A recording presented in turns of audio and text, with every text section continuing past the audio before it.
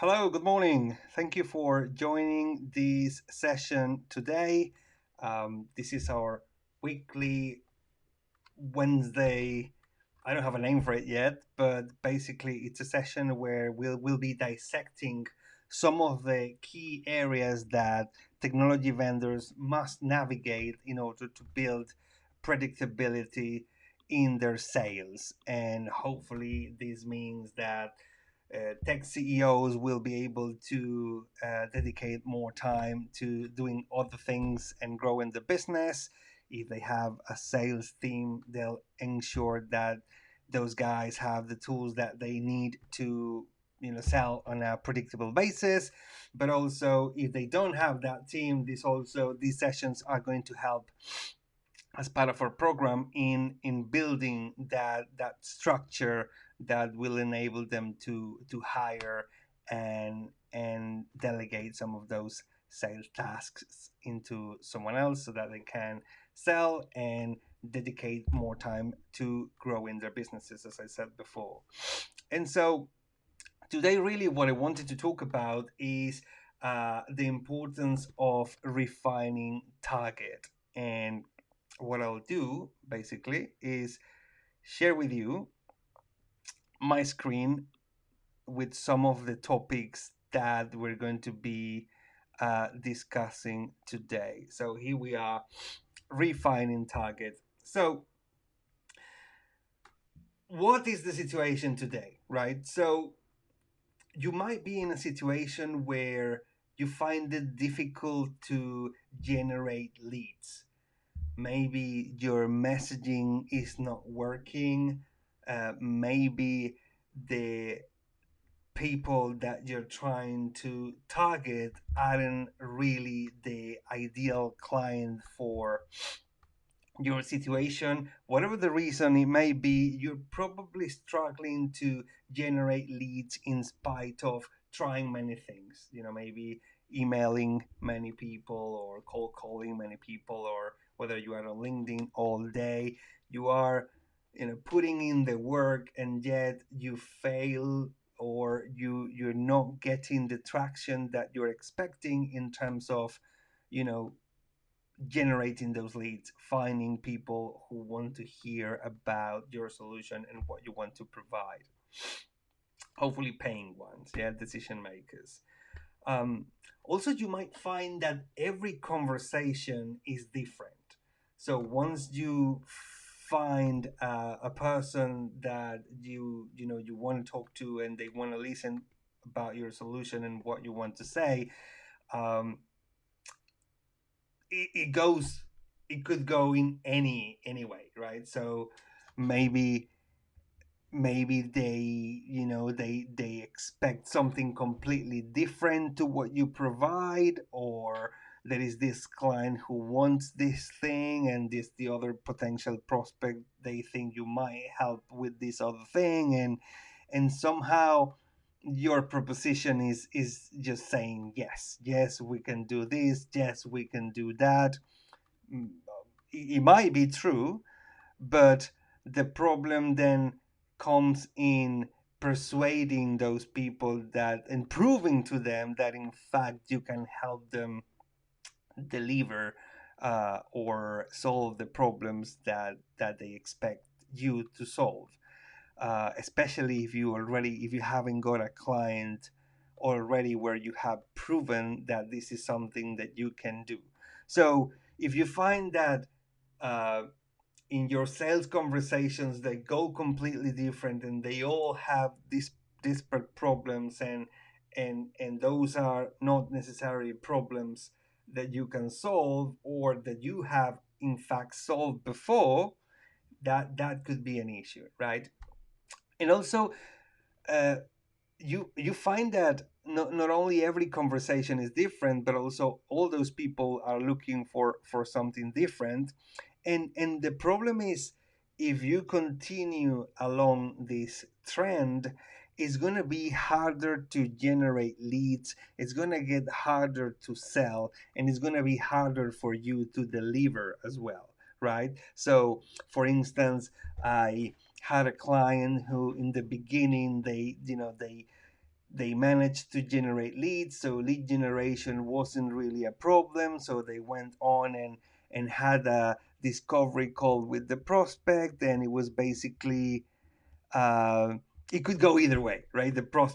Some prospects wanted solution A, some prospects wanted solution D, and some prospects wanted something that wasn't even among the capabilities that they had under their belt.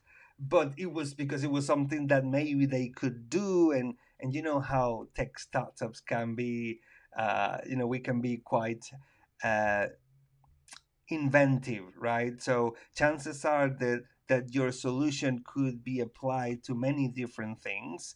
There's probably many use cases to the technology that you offer, but that doesn't necessarily mean that you should be investing resources in satisfying all of those needs, right? Simply because selling is more expensive and more complicated. So the problem with this client I was talking about is basically, clients would come with all different type of requests, and then they said yes, that's something that we can do, even though we haven't done it before, and then they had to rush and create slide decks on purpose, off the hook, off the cuff.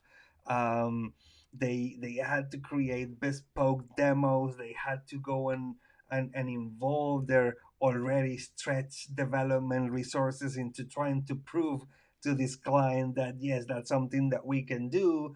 And the problem is, as time goes by, the prospects, they get less patient. They lose excitement, right? And because you haven't got a client where you can prove that you've already done that in the past and it's not your core business and your expertise, that distracts you from doing other things in your organization, whether that is pursuing other deals or adding value to your clients or doing marketing or whatever it may be. So the challenge is, unless you really know who to go after and what are the specific problems that you solve, you are in risk of uh, you know not generating enough leads because the messaging is not going to be resonating with them.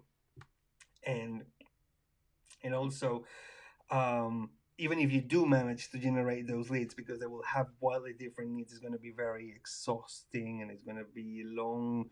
The sales cycle will be quite long and it's going to require a lot of effort on your part. And because you haven't done it before, it's going to be harder for you to convince them that you're a suitable partner or solution, right? But there's also a possibility, the other side of the coin is this possibility where you can attract more people because you know exactly who you go after, you know the type of companies that you need to be focusing on, you know what they look like, and and and and therefore you can go after them, yeah, because you know the size, the industry, the symptoms that they have, the number of employees, whatever your criteria is. If you know exactly who you need to go after, then it just becomes much easier to understand who they are and to spot them, right? So I have a lot of clients, for instance, that come to me saying, I just don't know where to find clients. Well, everyone is on LinkedIn. Yeah, you have 600 million people, professionals in there. And there's advanced filtering capability that you can do to narrow down into the roles, the size of the company, the whether they're growing in sales, they're hiring salespeople, or they're hiring a development team. So there's plenty of functionality that you could be using to identify your ideal client, as long as you have properly identified it before. And and and if you uh, there is a way to do that, right? So something that we work on with our clients initially in the second step of our revenue builder program is precisely this, right? So there is a very interesting exercise that we do where we go and look at the accounts that you've sold to before, and then we look at what those accounts had in common. Yeah. You have to be a little bit careful because if you've closed one or two deals in the past, uh, maybe you were lucky. That doesn't mean that they're the ideal client for you. So you need to take into account all the things, such as not only the sale, but how successful was it, how able were you to deliver value, and how easy the relationship was, and so on. Right. Um, so what we do with clients is we help them understand how to categorize and segment client around three different criteria, which is the needs that they have, the wants that they have, and the desires that they have. And this is a great exercise that I took from Gartner. There was a fantastic analyst that we had back in the day around 2013 when I was helping technology vendors grow in Europe back then. And all of my clients would go through this exercise, and it was tough to them, yeah, because initially vendors think, oh, we target everyone, or we target everyone in banking, or we target everyone who needs to develop a website. But then, because you are only a small company, chances are that you don't have the sales, the product, the marketing resources to to really go after all those segments, right? It's not like we're Microsoft. And and even if you do, if you claim that, chances are that when it comes to the second part of the exercise that we do, which is identify your value proposition, you cannot have a value proposition for everyone, right? Or at least they won't believe you. But if you're a small vendor that specializes in something quite niche, and you do it well, and you can prove that you've done that before, then it becomes much easier to differentiate in the market, right? And to generate those leads and to have great conversations and so on. And so we do this segmentation criteria. And one of my clients, indeed, they told me that they realized after this session that they had been trying to target any telco operator. So notice that they were already targeting only telco companies.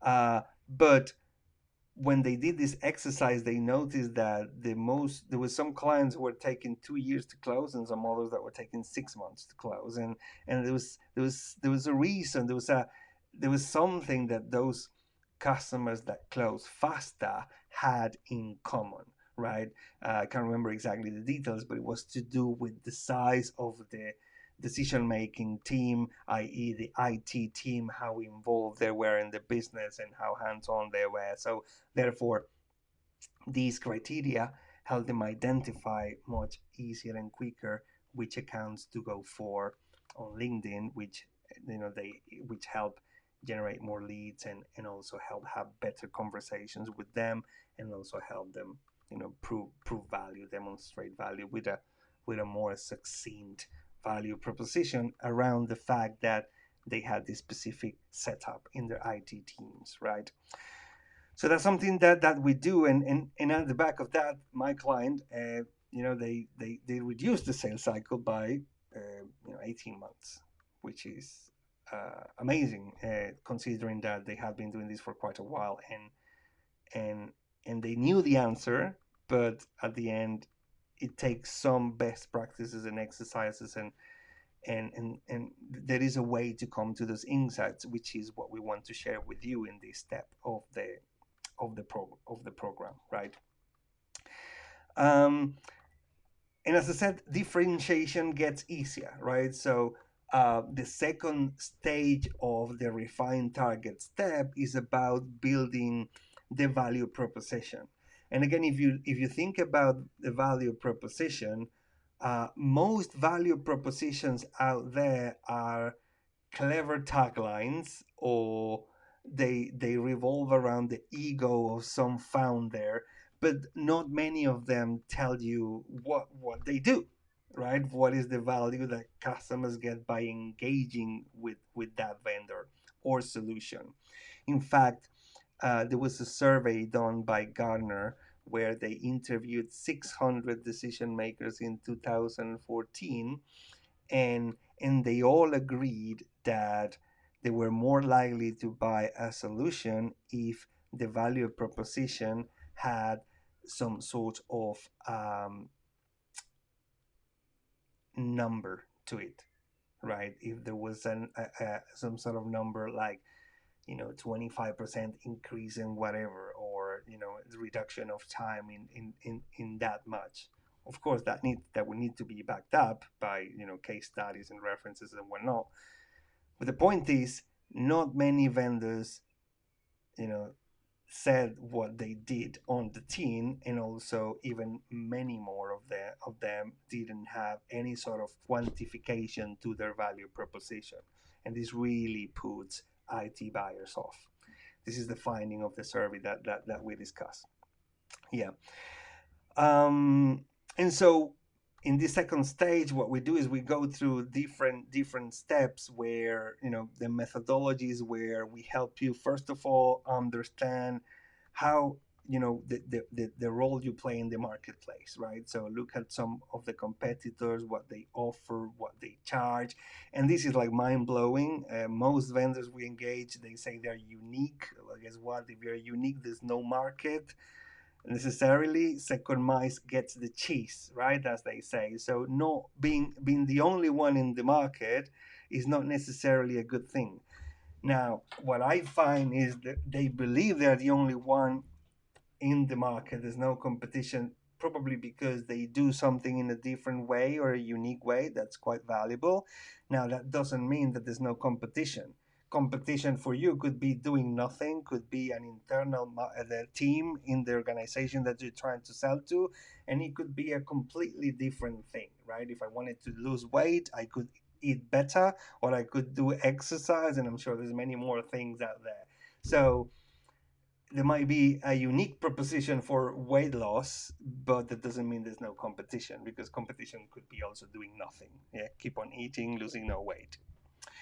Um, so yeah, I mean, this is really groundbreaking for clients that we work through. We go through these sessions and we share these tools and materials that really help them understand, how do I find information about competitors. The information is out there, so we can point you in the right direction.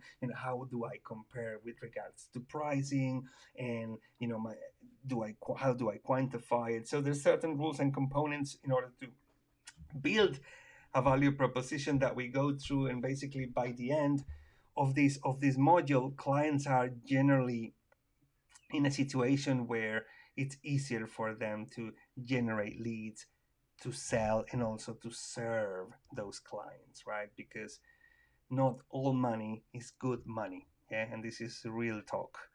No, every business is good business for you.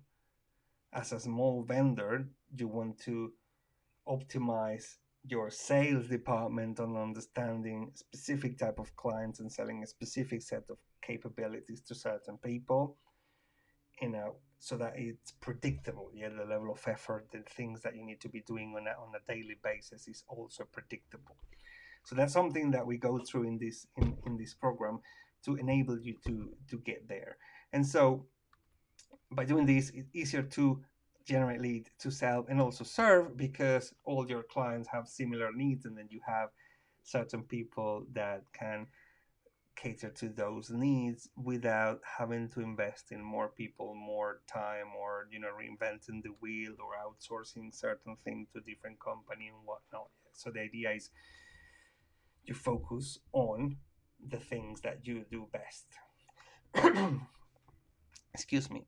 And so a lot of people, right? A lot of of my clients, when we talk about the importance of refine and target, this is often overlooked, right? They don't believe that this is the problem that they have, even though this might be the main problem most tech vendors have out there, right?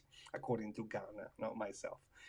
And also, there's something that I wanted to share with you. This is not mine. This is not sure if you're familiar with Clay Collins. He is the CEO and founder of Lead Pages. business. I'm sure it rings a bell. And this is obviously super smart guy, like most of us. And he built this framework which is called the five ones. The five ones is the five things that you need, that businesses that are successful have done and need to do to get to seven figure and beyond as quick as possible. And it's basically focus in one avatar or one refined target, one specific target with one specific solution, not multiple solutions, leveraging one conversion mechanism and one traffic source in 1 year, right? And this is the idea. And let me tell you a little bit about how this is this has worked for us, right? So basically, one avatar for us, it's always been clear that we wanted to target technology CEOs, technology companies of emerging size, right? So we were doing quite okay over there. But when it came to solution, initially back then when I first started my company, we were doing way too much. Yeah, so we were doing lead generation for clients. We were doing, we were helping them build uh, the the sales engines, which is the process, the documentation, the systems, the tools, the training, etc., which is what we do best. But we also were helping hire and onboard salespeople, like the actual hiring, doing the interviews with them. And we were acting as a virtual sales manager for them. And we were a team of three people, we still are.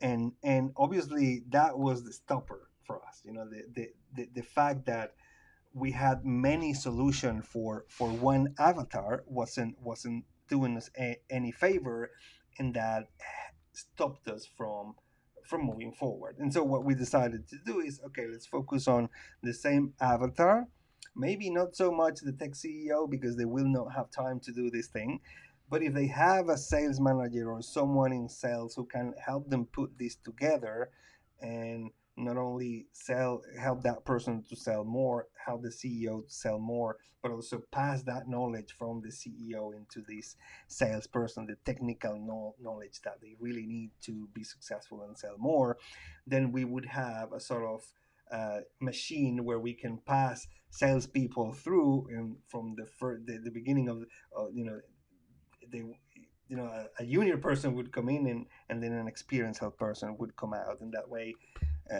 there's also possibility for big savings in hiring people. You don't need to hire a super guru because you're giving them the tools that they need, and even opens the door for interesting scenarios such as hiring commission only salespeople, right? Because you're giving them the tools and everything they need to be successful, and therefore they will want to work for you, right? In fact, we have a partnership with an agency that places solution commission only salespeople, and the reason why they partner with us is because they recognize that without these tools and this system that we provide, there's no way a commission only salesperson will accept, any decent commission only salesperson will accept to work with a vendor. And even if the if you're paying them a big salary, it's all the more reason for wanting to invest in this, because you will want an ROI for that. Okay, so long story short, we decided to focus on one solution, which is the building the revenue engine that we discussed, where we take companies from poor sales performance to predictable revenue engine, allowing the CEO to focus on other things, not only do sales, while hiring and onboarding a salesperson, making sure that person is successful. The conversion mechanism that we've been using is LinkedIn. Sorry, not LinkedIn. It's